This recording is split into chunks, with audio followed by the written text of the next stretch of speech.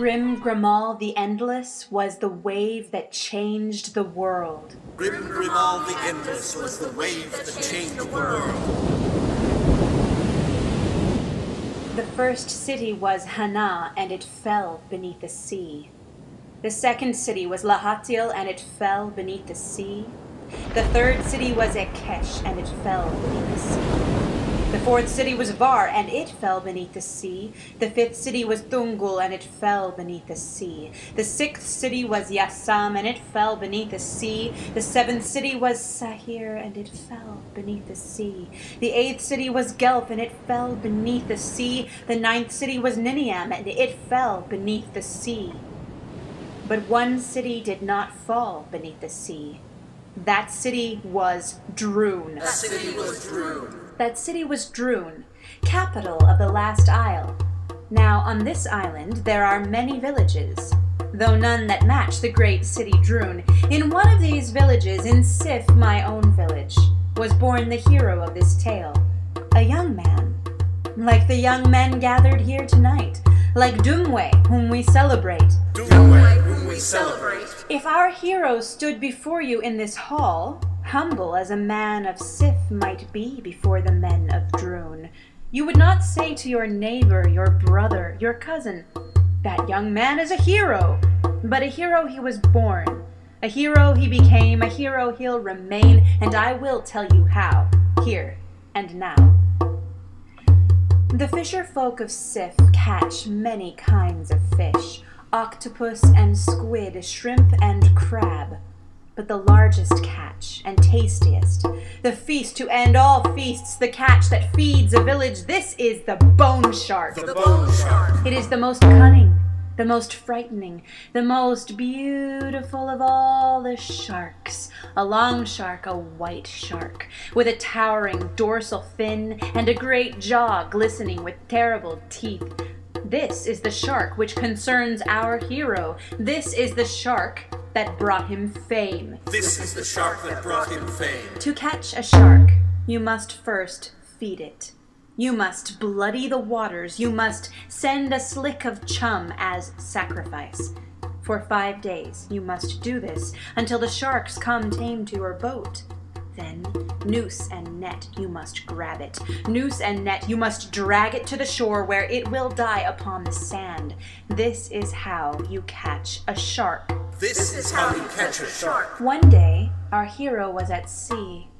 Many other men were with him, for the fishermen of Sif do not hunt alone. A man, let us call him Ghoul, for his sense of humor was necrotic, had brought along his young son for the first time. Now Ghoul, he did not like our hero. Ghoul was a proud man, a strong man, a handsome man too, if you like that sort of man. He thought Sif had room for only one hero, and that was Ghoul. Ghoul said to his son, "Son, why do we waste all this good chum to bait the bone shark? In the next boat over sits a lonesome feast, an unmeshed man whom no one will miss. Let us rock his boat a little, eh? Let us rock his boat and watch him fall in." Father and son took turns rocking our hero's boat. Soon the other men of Sif joined in. Not all men are good men. Not all good men are good all the time. Not even in Droon. The waters grew choppy, the wind grew restless, the bone shark grew tired of waiting for his chum. The bone shark grew tired of You waiting. can say what happened then. A wave too vigorous, the blow of a careless elbow as Ghoul bent to rock our hero's boat, a nudge from the muzzle of the bone shark, an act of the gods from the depths below. Who can know? But our hero saw the child. He saw Ghoul's young son fall into the sea. Like Gelf and Sahir, he fell into the sea.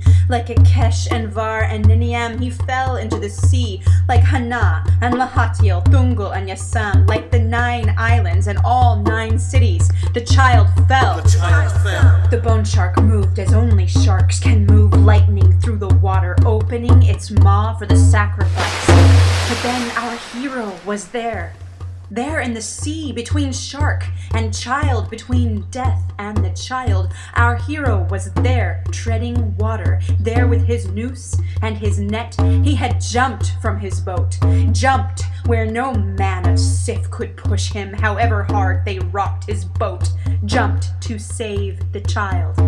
And he tangled the shark in his net. He lassoed the shark with his noose and lashed himself to that dreadful dorsal fin. Ghoul had just enough time to haul his son back into his boat.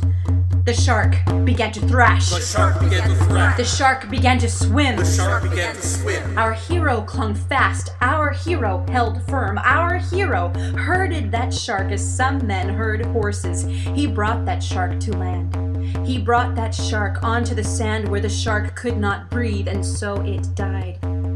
Thus our hero slew the bone shark. Thus our hero fed his village.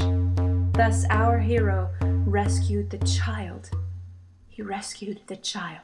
He rescued the child. And that is the end of my tale.